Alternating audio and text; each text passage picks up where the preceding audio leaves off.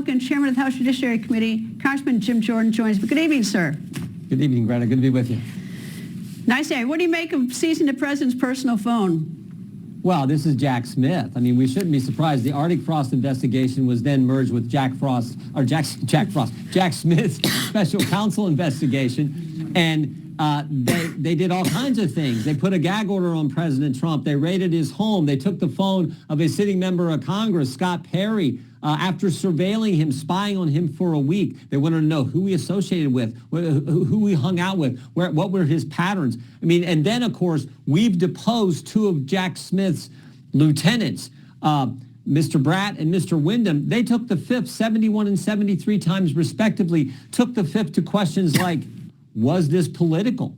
Were you going after President Trump to harm him in a political way? How many other people, in addition to the multiple United States senators you got the phone records on, how many other members of Congress or other individuals in the White House were you getting information on? We take the fifth. Now we're starting to get all that information, including the fact, as you point out, they took President Trump's phone. So this is just how Jack Smith operated. How come we're just learning this now? Well, because we didn't get this information from Mr. Garland and Mr. Wray, because we have an attorney general, we have a Justice Department, we have an FBI director who are actually focused on getting information to the people and doing their jobs in an appropriate way, not being political, even though they're being accused of that by the left and by the Democrats. We got people who are actually doing the right thing at the Justice Department. And, of course, we had a whistleblower come forward to Senator Grassley and give us some of this information as well. All right, an order has come out. The judge in the Comey case has now ordered prosecutors to hand over full transcripts of grand jury presentation. So it sounds like Comey is getting some traction because he wants to know everything that the U.S. attorney, acting U.S. attorney, said in the grand jury before she got the grand jury vote.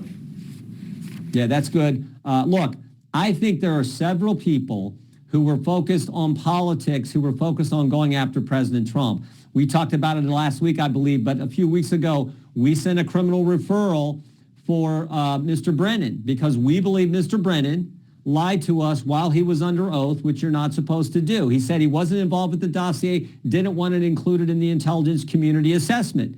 Well, then Tulsi Gabbard declassifies and releases a report from the House Intel Committee from several years ago that says just the opposite, that he did in fact want it included in the ICA. And they relate a story in there where a CIA official comes up to Mr. Brennan and says, we shouldn't include this. There's no underlying intelligence to support the dossier being in this report. We shouldn't do it.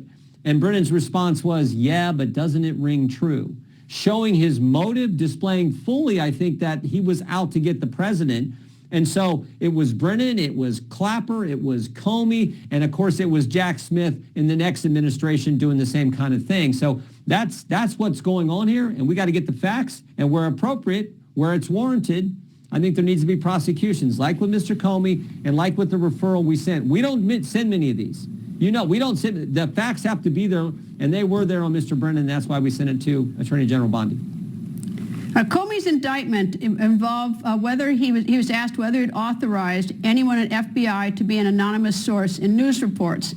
And one of the key people involved is a guy named Daniel C. Richmond, who was at Columbia University. But before that, he was a special government employee. What was he doing for the government? No, I think he was brought in specifically for that, to launder information to the media, to be the conduit for in some cases, maybe even classified information that was leaked to the media. That's why he was brought in. He had these relationships, and Comey talked about it. Remember, Comey's the guy who did the memos, the Comey memos that got out in the press. Comey's the guy who went up to Trump Tower on January 6, 2017, briefing President-elect Trump about the dossier, giving him his intelligence community briefing. President Trump thinks this is the normal briefing you get as the new incoming president, when in fact it's a setup, because what Comey does is he talks to him about the dossier that he knows is false, and then goes out and leaks that to the press, and thereby giving it credibility and starting this whole this predicate for getting the Mueller special counsel investigation and trying to undermine his entire first term. So I think Comey's been up to this stuff, up to his neck in this stuff. And of course, Richmond was hired to be a conduit for all that. So here's how I would investigate it. Because if Richmond leaked it, that wouldn't be good, because this is information that maybe some of it's classified, I don't know, so he's in hot water. And so since the Justice Department, whether it's the last administration or this one, seems to be in the business of seizing phones, I would seize the personal phone of Richmond pursuant to a warrant and look to see who he called. And if he's got a lot of calls to a lot of the media that look inappropriate, I put him in the hot seat. You know, did you do this by yourself, or did you get any information from anyone else, from your pal, FBI Director Comey? That's how I would investigate it, and I would sort of start on the outside and work my way in. Great point. Great point. And maybe the Justice Department will. You know, we'll see. What right now, Comey's been, I think, charged with lying to Congress, what he said under oath when he was being questioned by Senator Cruz. We'll see how far this goes, or if it goes further, or what else is involved. What we do know is the stuff that's starting to come out that seems to corroborate all the other information that we have. Well, yeah, but I mean that's for your authority as the on the Hill. But this criminal investigation, the way that I would investigate is how I said it. Is that, I mean, Richmond would be my key witness. I want to know what did you do? What was your job? Did you ever contact the media? Here's a warrant. I need your phone. We're going to go look back at your phone records. And maybe U.S. Attorney Halligan is doing just that. We don't know. Maybe they are. We just don't know how that investigation is proceeding. What we do know is it's proceeding. How do we know this? How does this all stop? I mean, it's going to be the next administration. If the Democrats take over the House in the midterms, you can expect that there are going to be a lot of oversight hearings about the Trump White House. I mean, how do we sort of put the lid on this again and try to get back to the business of keeping the government open and doing the work for the people? I think you just stick to the truth. I mean, that's what I try to do. Highlight the truth. Like I said, we don't do many of these referrals unless it's truly warranted. We felt it was with Mr. Brennan. That's why we did it. But we have a constitutional duty to do oversight in the legislative branch, do oversight of the executive branch. We do it. We should get the facts out to the people. When appropriate, we should introduce and try to pass legislation to help stop that.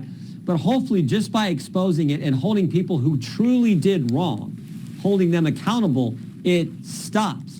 That's what I want. I think that's what the country wants. And then, as you rightly point out, getting back to doing what Congress typically is supposed to do, passing budgets, debating on what level of spending is, looking at policy, having policy debates, passing legislation, versus all this trying to, deal with the oversight and the ramifications of all that.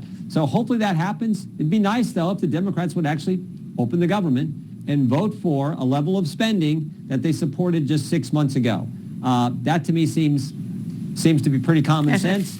Even John Fetterman, last time I checked, a Democrat, said the same thing. Chairman Jim Jordan, thank you, sir. You bet. Thank you.